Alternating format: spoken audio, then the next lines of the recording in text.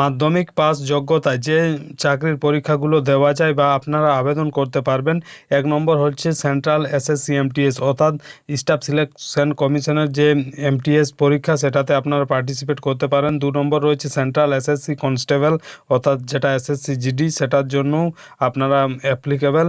তারপর রয়েছে 3 নম্বর PSC clerkship, public service কমিশনের যে ক্লার্কশিপের এক্সাম, তার জন্য আপনারা আবেদন করতে পারবেন। তারপর 4 number PSC group D, 5 number state SSC clerk and group D, 6 number WB constable, 7 number KP constable, 8 number railway TE commercial clerk, 9 number RRB group ডির জন্য আপনারা আবেদন করতে পারেন।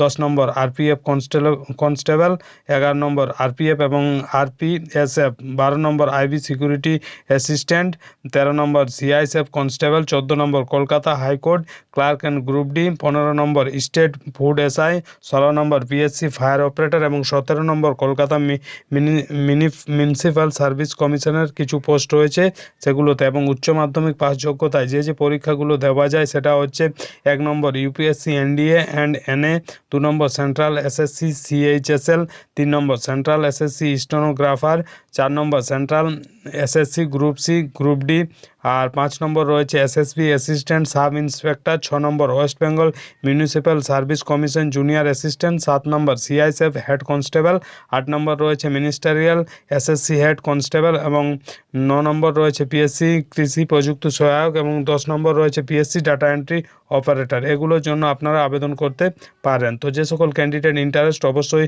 আবেদন করবেন এবং নিজের যে প্রিপারেশন সেটা চালিয়ে যাবেন।